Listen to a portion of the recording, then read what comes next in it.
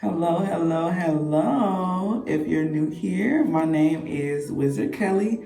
I am an American living in England. And on this channel, I kind of just make videos about my life. I make vlogs and kind of my different experiences here in England and just me traveling. So on this video, I'm going to talk about my 1 month update. I could not believe that it's really been a month that I've been here in England, like a whole month. I have experienced some things. I realized a lot of differences between America and the UK. It's something. It's definitely something. It's beautiful. It's cold. The food. I'm gonna touch on a whole bunch of things. So I'm gonna just get started because I even made like a little list. I made some notes. So yeah, we're just gonna get right into it. I wanted to kind of break it down so I'm not just all over the place in what I'm talking about. So I did kind of break it down into like categories. And then from there, I'm just gonna talk about what happens and what I've learned and kind of update within those categories. The first category is food. Child, food. You know me, you know I like to eat. Like, food is just, oh my goodness. If you know me, you know Waffle House is my OG. Waffle House was my first love. And you know I love Tabasco sauce. So food is a learning experience for me. The food is not that good.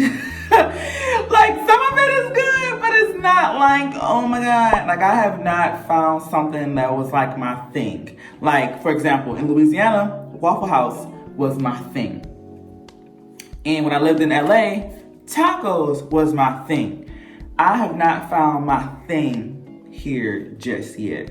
So I do live on a military base, and on the base they do have food trucks, but they're like, they are very much hit or miss. There is a Greek food truck, like a loaded baked potato food truck.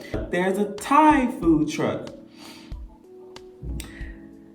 It's just, I only like the baked potato one because it's real simple. So there's a Greek, I love the Greek food truck. That one, I get the gyro, the vegetarian gyro with a salad. The Greek one is good, but that's something you also don't want to have. Like, I don't know, I can't really eat Greek a whole lot, but when I do, it'd be really good.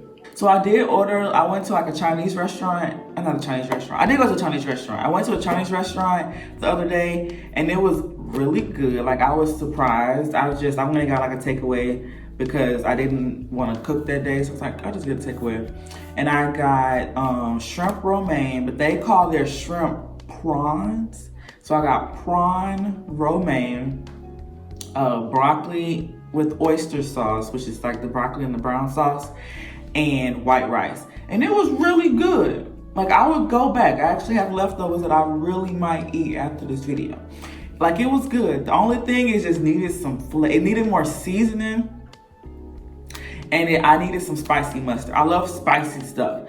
And whenever I eat Chinese food, for the most part, I always eat it with spicy mustard. So I don't know if I'm gonna have to make my own spicy mustard. I don't know, I'm gonna have to figure it out. But I needed some spicy mustard. I did go to an Indian place and get a takeaway one time, and I got lamb biryani. I got some type of okra dish, and I also got, I think it was vegetarian curry. I was not having it. That was also my first time trying Indian food. It just wasn't that good to me. It didn't do it for me, you know? So yesterday, actually, I went to Newmarket and I tried fish and chips for the first time. And I was not disappointed with the fish and chips. And I'm gonna insert a picture over here. The fish and chips was good. The fish was huge.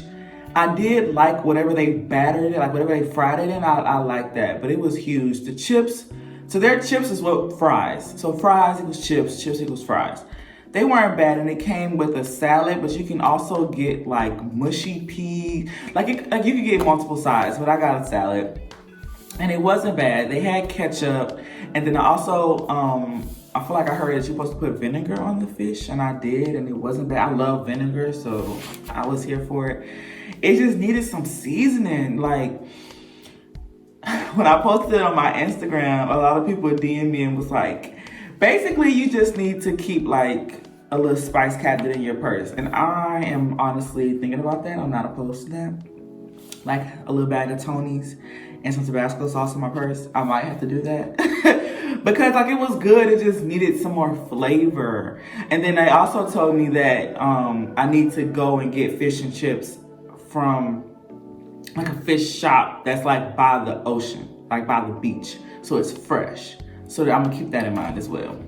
With that being said, and the food not being too great, I did start cooking. And it's been an experience.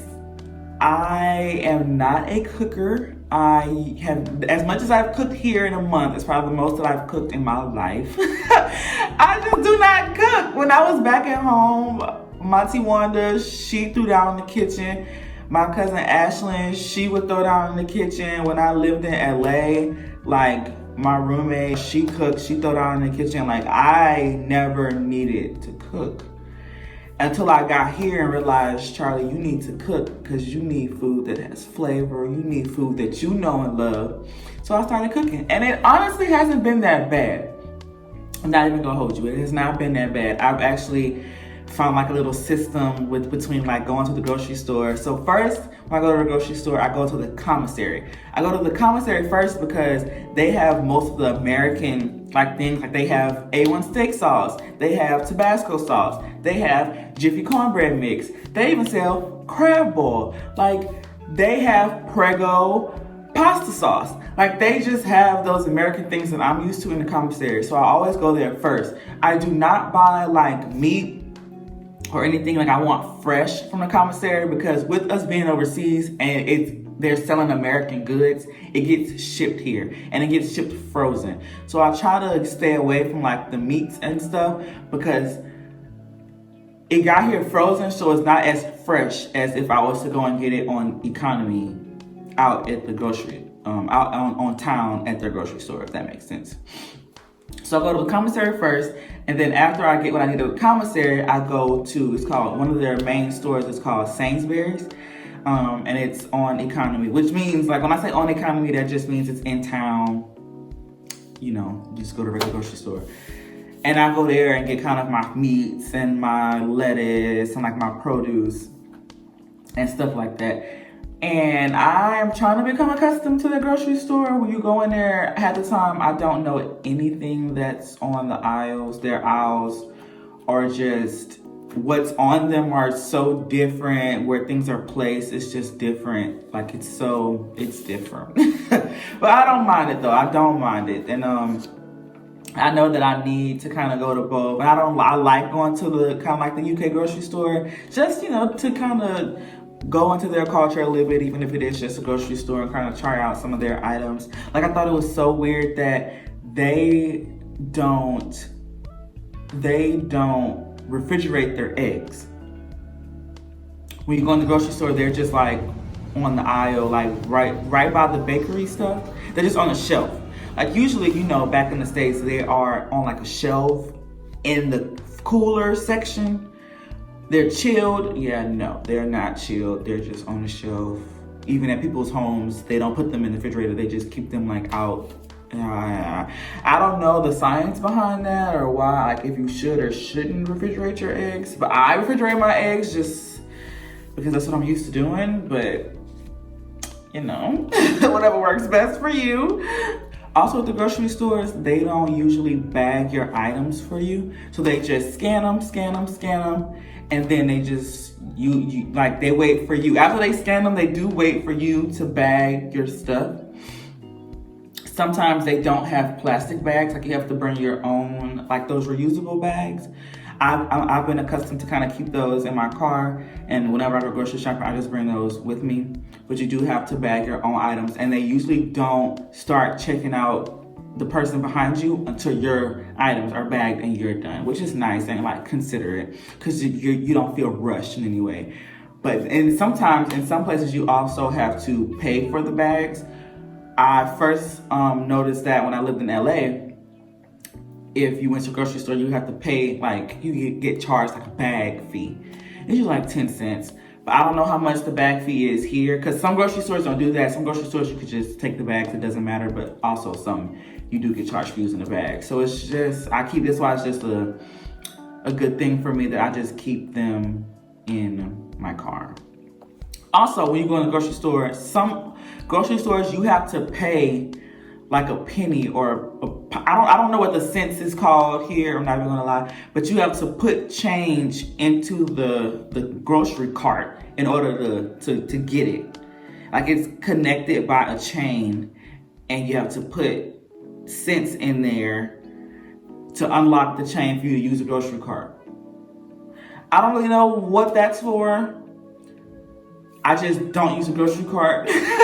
I just get like little blue hand basket and kind of just stuff everything in there, because one, I never have change on me. And then two, I don't know if like the US change is the same as the UK change. So I just kind of avoid that altogether. So next topic is going to be traveling. It is easy to travel around here, like going to different countries, because the flights usually are not that expensive. Like, it could be less than like 45 pounds to get to a different country, like on a plane. Like, that's your ticket. And 45 pounds equates to like $55, $60, which still is not bad for a round trip ticket to anywhere. I have been to kind of the cities and the towns that kind of surround the two bases that I work and live off of. The towns and the cities are about 20 to 30 minutes away. Like, the furthest that I've been is Cambridge, and that's about like 30, 35 minutes away. Oh no, I lied. I've been to Huntington, and that was about like a 45-minute drive. Still was not bad. Glad I went in the daytime. But that's like the furthest I've been in. These towns are really small, and they're like, it's like a pocket of town. And then to get there, it's like nothing but like farmland and grass and trees. Then like, boom, you reach another town. And then coming back, it's like nothing but farmland, grass, and trees. So it's just like these little towns and these random places, but the drives there are just different. I've been to Cambridge, Bury St. Edmunds, Huntington, Newmarket, and also Red Lodge, which is just like literally a town just of houses, but I've been there. I am planning on going to London soon. I don't know though, but I might. So we'll see, but I don't know. A lot of these places, like when you go to these towns like Cambridge, for example, you have to park and then walk. Well, you don't have to, but because you probably won't find parking where you're trying to go, or parking is not even there. So there are a lot of like parking structures. They don't call them parking lots, they call them car parks. There are a lot of car parks around, and they're usually about like, depending on how long you stay, for like 2 hours, it could be £1, and then like 3 hours to all day could be up to £3. It could be a little bit more, excuse me. It could be a little bit more, it just depends on where you're going. The architecture here is just great because everything is so old, and they look like castles and just these monuments, and everyone lives in little cottages. Like, it's very beautiful. It's so cute to see. When I was walking in Cambridge, it looked like I was in the French Quarter. And I was kind of just like, am I in the French Quarter? Like, let me find out I'm in New Orleans. I wasn't in New Orleans, but it looked very, very close. Someone asked me on Instagram, this girl I used to drill with, if I have visited the place with the guards. No, I have not visited that place with the guards. I think that is London. Maybe one day, but I have not been there yet. I do definitely plan on traveling to other countries and surrounding countries. For example, France, Germany, Scotland, Wales, the Netherlands. Like, I definitely plan on doing all that. With COVID right now, things are kind of just up and down. You don't really know, but they are on my list. So I do definitely plan on doing that. I do want to apologize if the lighting changes. I waited too long to do this video and the sun is going down, but I'm gonna try to hurry up. Driving is a challenge. Driving is the next topic. Driving is a challenge. I recently got a new car, so that was great. When I first got here, I was in a rental for about 2 weeks, right at 2 weeks, and then I found someone that was PCSing, and he was selling his car, so I bought it from him at a very good price, a nice car. All I have to do is pay insurance on it, so that's really great to not have that many bills. It was awesome. So here I learned that they have to go what's called an MOT, a MOT, and basically it's like an inspection sticker. So every year you have to go and get a new MOT, and what they do is they inspect your car to make sure that everything is working properly and to make sure that it's still safe to drive. And the cool thing about it is, so cars in the UK, their license plate stays to the car, it just changes owners. So the license plate will always be to that car, and you can go on like the UK Gov website and type in the license plate, and it tells you not who bought the car, but like all of the MOTs that it's had since the car was purchased, what was wrong with it, if it passed MOT, if it failed MOT, anything needs to be fixed. So that's something to really look out for, like especially if you're buying a car from someone, you always want to look up the MOT to make sure that it's actually a good car and they're just not giving you a piece of shit. Yeah. Driving on the left side of the road is weird.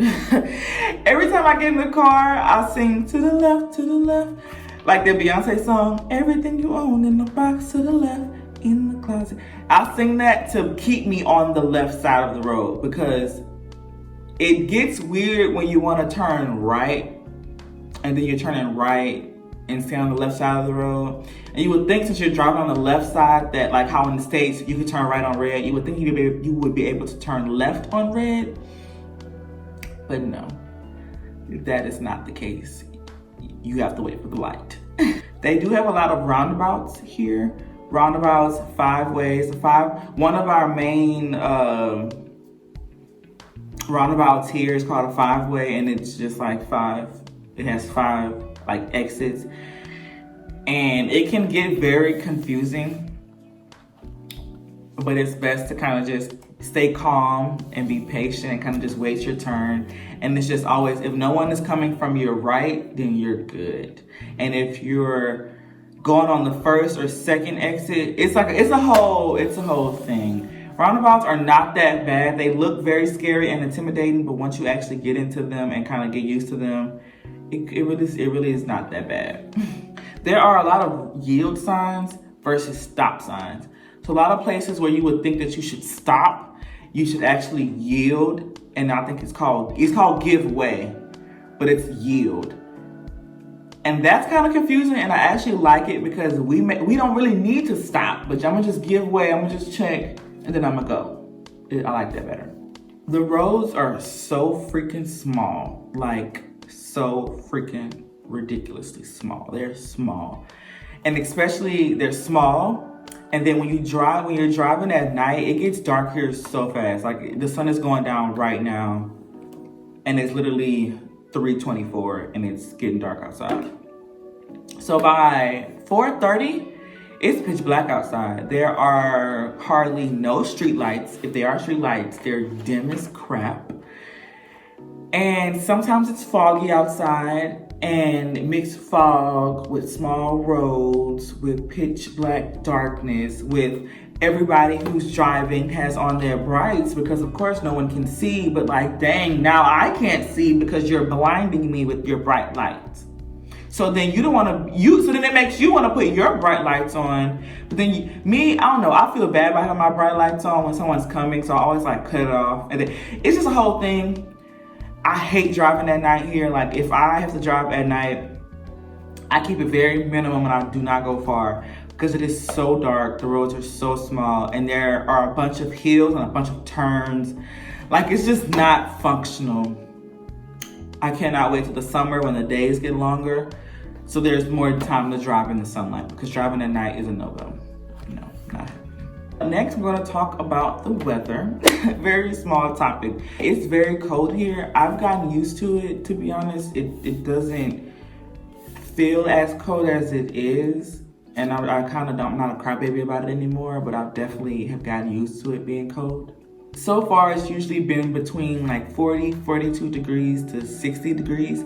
It honestly has not reached 60, but it's reached like 55, 58. Like it's been close to 60, and it's been really good weather to where your jacket doesn't have to be that big, but you need to have a jacket on. Like yesterday, it was like 58, 60, and I just had a sweatshirt on, the tights, and my Crocs, and it was perfect weather. And I was walking around the town, so it was perfect weather. It doesn't really rain here a lot, but it does mist. Like it's kind of that mist, drizzle, annoying rain that's like, are you gonna fall harder or are you not gonna rain at all? And sometimes that can kind of get just aggravating, but it's not like an aggravation rain. But it is really windy. So imagine you mix wind with rain and then it's cold, like, ain't nobody got time for that. But it's not bad. Like, it's not terrible.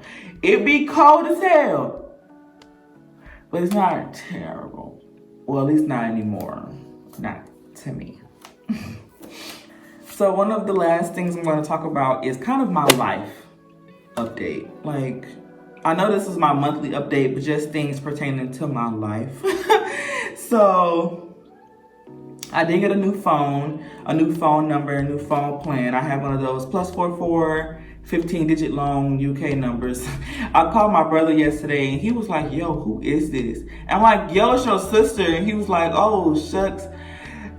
He didn't recognize my number because it was so long. Like, I think I have it on my phone to where, like, when it's like iPhone to iPhone, it can still go to my, like, call out, text off my email. But my 225 number, my Louisiana number is like gone. I could not do both because like having a US phone number and a phone bill just wasn't the best option for me.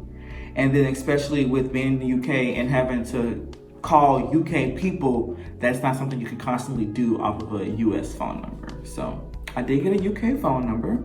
My house is coming along. I feel like I get new furniture all the time. I want to get into kind of like decorating my house. I've never decorated a house, so I don't even know where to start. Do you start with the walls? Do you start with tables? I don't know. I went into TK Maxx and there was so much cute stuff, but I don't know where to start. Like, I don't know what I should buy first. So it's coming along slowly but surely. I cannot wait till my stuff gets here. So I do, my stuff is not in LA anymore. It's currently in transport, hopefully on a boat somewhere. But I do have furniture and basically all of my clothes coming from LA to here. I have been without my LA stuff since July. And it's January.